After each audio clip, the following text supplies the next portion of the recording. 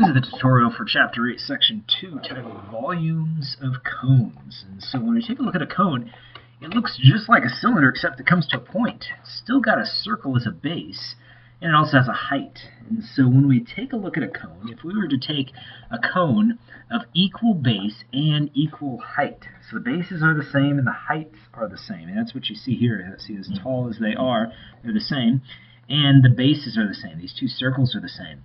Well, this cone, if we took this cone and filled it up, notice how a third of the cylinder is full after one cone. 2/3 is full after two cones.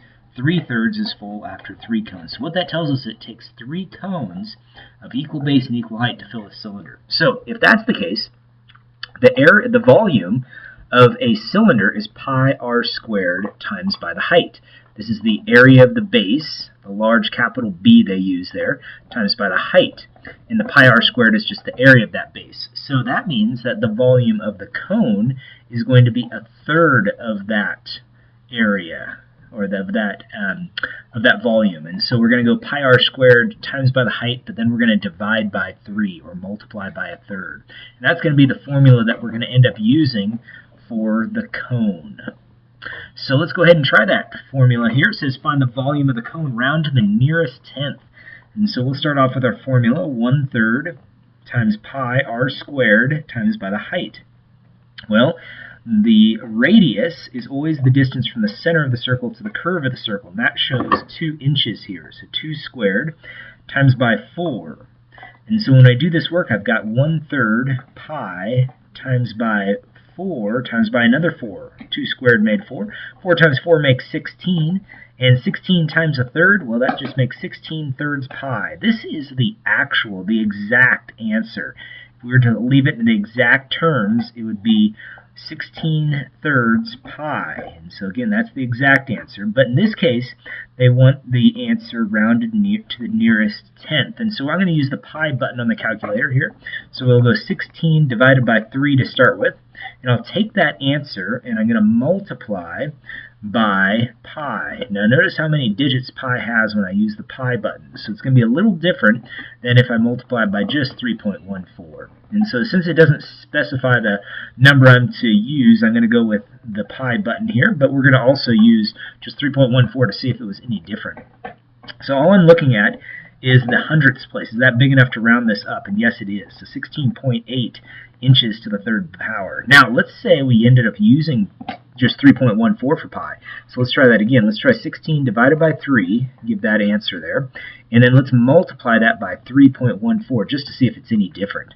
And notice that it does change the answer a little bit. So if we using 3.14 for pi, ended up giving us this. We ended up getting 16.74. If I pull that calculator up again, you see how 16.74, and the 4 is not big enough to round that up, so that'd be 16.7 inches to the third power. So it's real important to know which pi value they're asking for. Since they didn't specify, I'm just going to go with the one that is for the pi button rather than the 3.14. So I'll use that on this next one here. Now notice the difference between this problem and the other problem is that we've got a diameter, not a radius. So we need to find the diameter. So this represents the diameter here, and so what I'm going to end up doing is cutting that in half. So the radius is just half the diameter. And so I'll take that diameter and divide it by 2. So half of 6 gives me 3. So 3 meters, that's the radius I'm going to end up using. So I'll plug that in, 1/3 pi, and then 3 squared times by the height, which is also 3.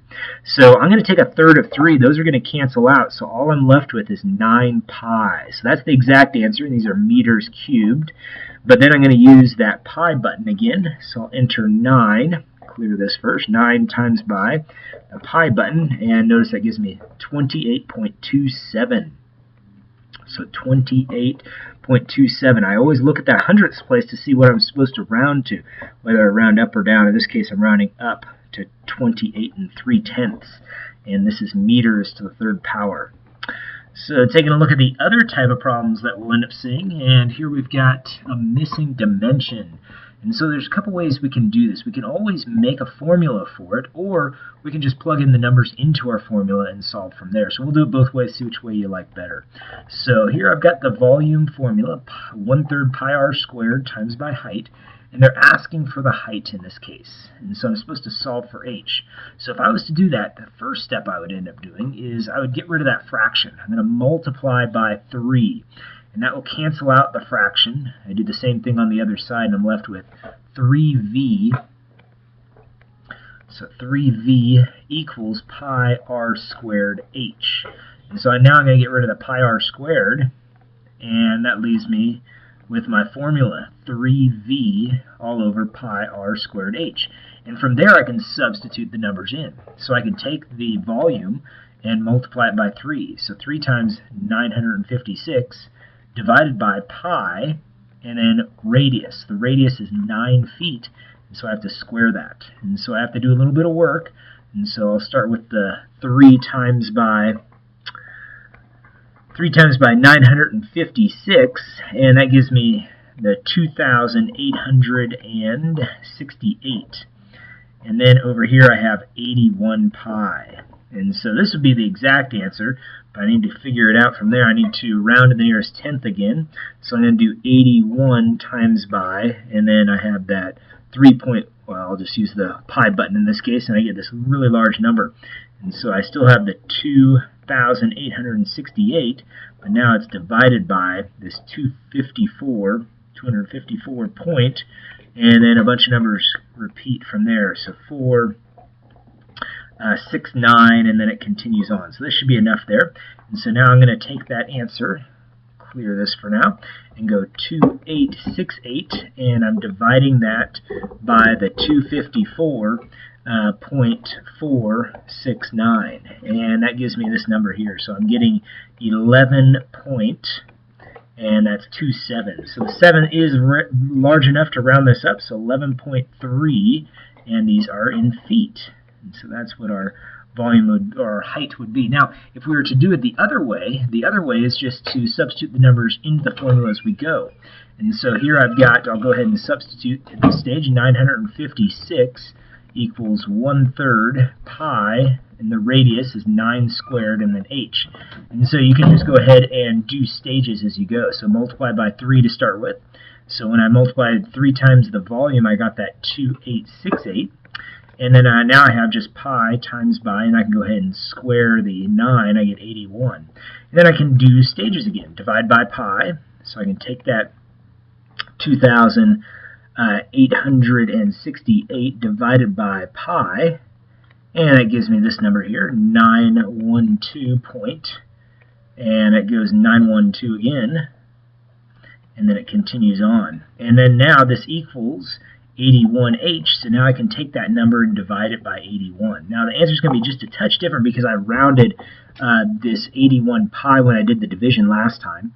So let's see what it is. Take that answer and divide it by 81, and you see how you're getting 11.27, and then it continues on. So it was a little bit different in that the numbers after the 27 changed a little bit, but you can see how it didn't change a whole lot. It still had that 7 in the hundredths place. So you get the same exact answer in this case here. So let's take a look at the next one. And here I'm trying to find the diameter. So I'm going to go ahead and stick with the second method here. Start off with my formula, 1/3 pi r squared h. Substitute the numbers in there. It goes 3.6 equals the volume, times equals 1/3 pi r squared, and then r we don't know because we're trying to find the diameter, times by 4.2. So I'm going to start off with multiplying by 3. That's going to cancel out the 1/3, and when I do that multiplication, I'm getting 18 carrying a 1 makes 10.8, and then equals pi r squared times 4.2.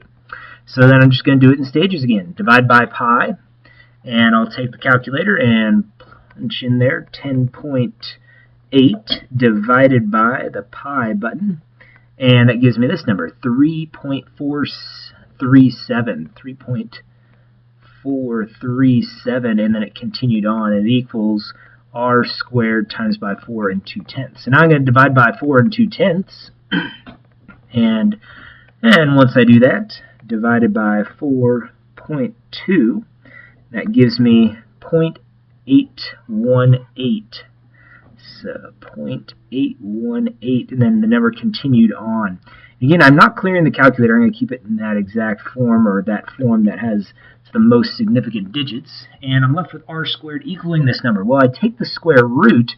That'll cancel out the squared symbol, just leaves us with r. So let's take that answer, and we'll take the square root of this answer. So it's the square root of 0.818, and this equals 0.215. And so the number continues on there. And now that's the radius. So now let's double this, and that will give us the diameter. And so the diameter is going to be double that answer. So we'll times by 2, and that gives us 0.43.